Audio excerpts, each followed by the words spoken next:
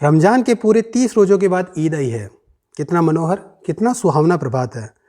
वृक्षों पर कुछ अजीब हरियाली है, खेतों में कुछ अजीब रौनक है, आसमान पर कुछ अजीब सी लालिमा छाई हुई है। आज का सूर्य देखो, कितना प्यारा, कितना शीतल है, मानो संसार को ईद की बधाई दे रहा है। ये पंक्ति आपने पढ़ी होगी, शायद कक्षा 6 में, कक्षा 4 में, 10 में, या आज मैं पढ़ा रहा हूँ तो शायद आप आने वाले समय में पढ़ें। ये पंक्तियाँ उस साहित्यकार की है जो हमें पढ़ाते पढ़ाते उस लोक में ले जाता है। अगर बच्चों की कोई कहानी है तो हमें बच्चों के साथ में खेलने का मौका देता है। अगर कोई नारी प्रधान कहानी है तो हमें उस नारी की जो मन में जो अंतर्वेदना है उसको भी वो प्रस्तुत करता है। अगर किसी गरीब किसान की कहानी है तो उस पूरे गरीब किसान के पास में हमें बिठा देता है उसके उस फूटे हुए घर में।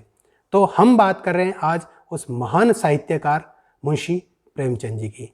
मुंशी प्रेमचंद जी ने भारतीय कथा साहित्य में, हिंदी कथा साहित्य में एक नया युग आरंभ किया था, जहाँ पर आदर्शवादी कहानियाँ घड़ी जाती थी।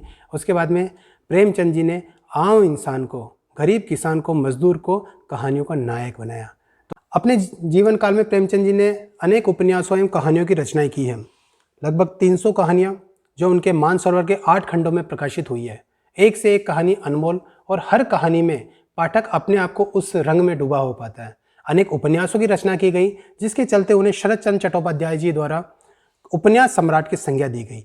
हम बात करें उनके पहले उपन्यास सेवा सदन की, जिसमें उन्होंने वेश्या समस्या को सामने उजागर किया था, या फिर हम बात करें उनके वृहद कथानक रंगभूमि की, जिसमें एक विशाल कथानक के साथ में औद्योगिकरण की जो समस्या है उसको वो सामने रखते हैं। न जाने कितने रंग है इस रंगभूमि में। रंगभूमि में जहाँ पर आप बात करें गरीब सूरदास में, जिसमें हम गांधी की झलक पाते हैं, विनय के साथ में हम चलते हैं साथ में, और अनेक ऐसे पात्र जिसके साथ में हमें लगता है कि हम एक विशाल कैनवास वाली फिल्म में हम उनके साथ साथ चल रहे हैं। उनके बाद हम बात करें प्रेमाश्रम की बात करें, कर्मभूमि की बात करें, गबन की बात करें, गोदान की बात करें, हर एक उनका उपन्यास मास्टरपीस है, हिंदी साहित्य के लिए एक धरोहर है। तो सभी पाठकों से मैं यही कहना चाहूँगा कि अगर आपको साहित्य में डूबना है, साहित्य का आनंद किसे उसे जानना है, तो आप प्रेमचंद जी के साथ में शुरुआत कर सकते हैं। तो आइए हम चलते हैं प्रेमचंद जी के इस महान रचना संसार में, जो अपने आप में एक सागर है। न जाने कितनी निधियाँ इस सागर में विद्यमान है। बात करें नवाब राय की। नवाब राय ही वो नाम है जिसके साथ प्रेमचंद जी ने उर्दू भाषा में शुरुआत की थी। प्रेमा अर्थात दो सखियों का विवाह, इस उपन्यास को हिंदी में रूपांतरित किया था। सर्वप्रथम ये हम खुरबाओ हम सवाब से 1904 में प्रकाशित हुआ था।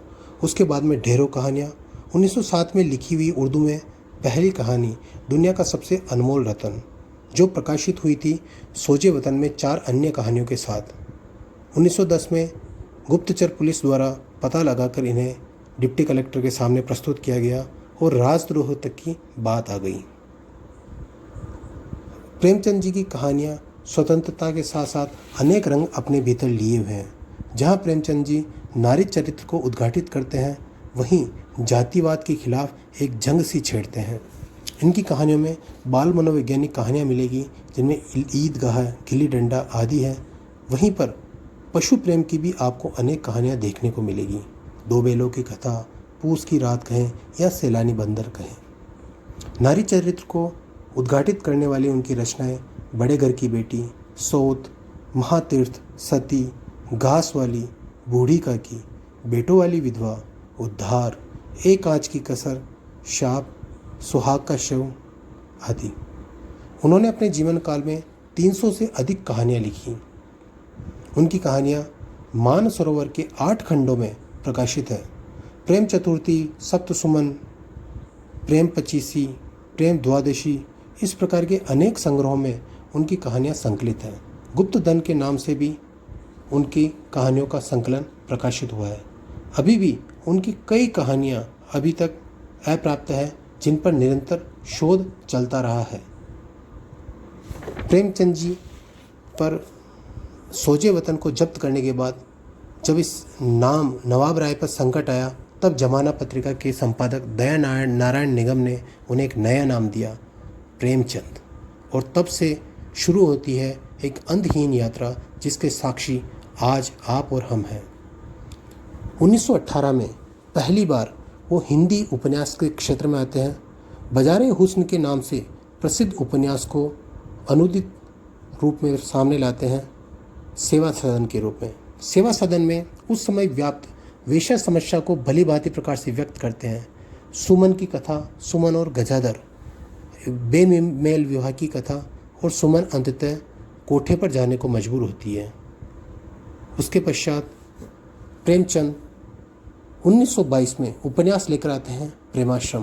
प्रेमाश्रम उपन्यास जमींदारों के विरुद्ध एक आंदोलन है। उस समय अंग्रेजी शासन में जमींदारों का दोहरा शोषण था। ये उपन्यास भी उर्दू के गोशाए आफियात से अनुदित है। इस उपन्यास ने भी अच्छी खासी सफलता हासिल की और उसके पश्चात प्रेमचंद जी उपन्यासकार के रूप में ख्यात हो गए। इनकी उपन्यास कला में एक बड़ा मोड़ आता है जब 1925 में सबसे बड़े कथानक वाला रंगभूमि प्रकाशित होता है। उर्दू के उपन्यास चौगाने हस्ती का यह अनुवाद था। रंगभूमि अत्यंत लोकप्रिय होता है।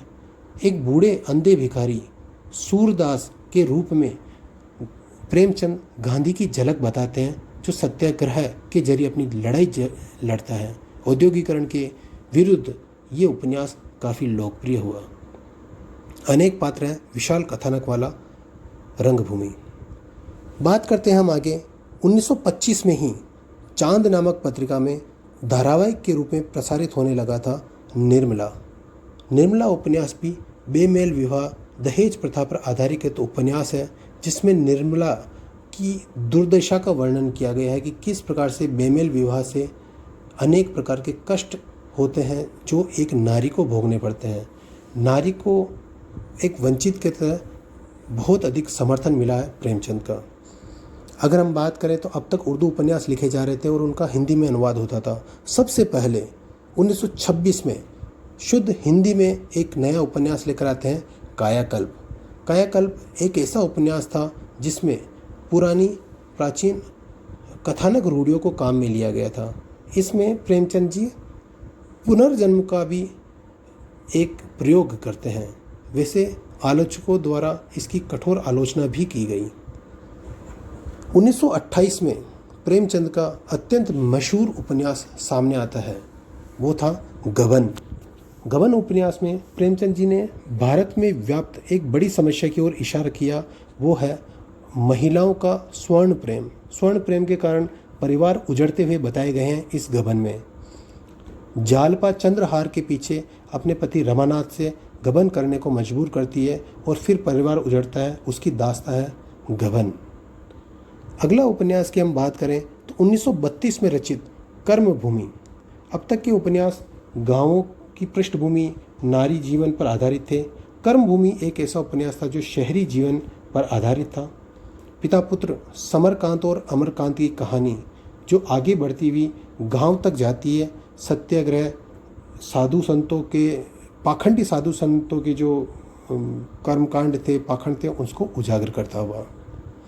बात करें तो अंतिम प्रकाशित उपन्यास प्रेमचंद जी के जीवन काल में गोदान। एक किसान की गाय पालने की इच्छा उसे किस ढंग से किसान से मजदूर बना देती है, उसका बड़ा ही दारुण चित्रण इस उपन्यास में किया गया है। इस उपन्यास में हम बात करें तो ग्रामीण और शहरी जीवन को एक साथ बताया गया। प्रेमचंद जी इस उपन्यास में कई रंग बिखेरते हैं। नारी संबंधित अपने विचार मालती के रूप में आदि प्रस्तुत करते हैं। अब हम बात करें मुंशी प्रेमचंद जी का एक अधूरा उपन्यास जिसे उन्होंने लिखना आरंभ किया लेकिन उनकी मृत्यु के कारण वो अपूर्ण रहा, जिसे उनके पुत्र अमृत राय ने पूर्ण किया। वो था मंगलसूत्र। मंगलसूत्र में एक पात्र देव की असमंजस, आदर्शवाद और यथार्थ के बीच में झूलती मानसिकता को इसमें प्रदर्शित किया गया था, पूर्ण किया गया अमृत राय द्वारा। ये थे उनके प्रमुख उपन्यास।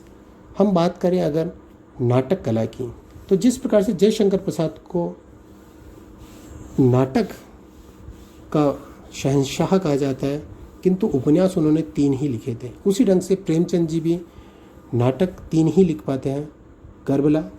करबला नाटक में सांप्रदायिक चर्चा की गई है, सांप्रदायिक द्वेष की बात की गई है।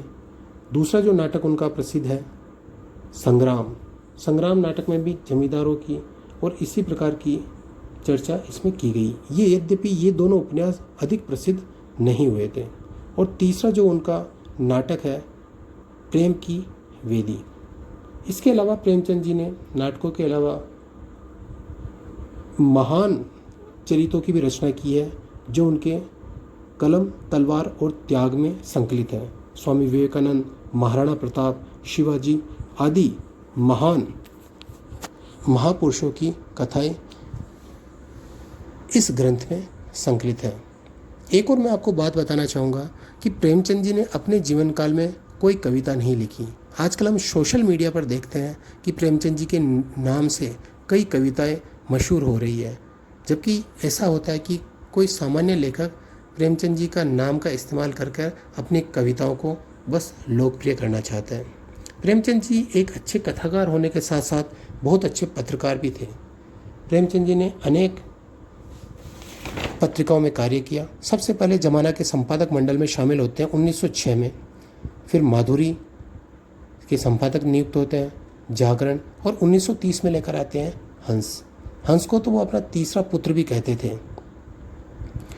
प्रेमचंद जी की मृत्यु के उपरांत हंस की स्थिति खराब हो गई और आगे चल के ये बंद हो गया, जिसे आधुनिक साहित्यकार राजेंद्र यादव ने पुनः प्रारंभ किया। प्रेमचंद जी ने फिल्मों की पटकथाएं भी लिखी है।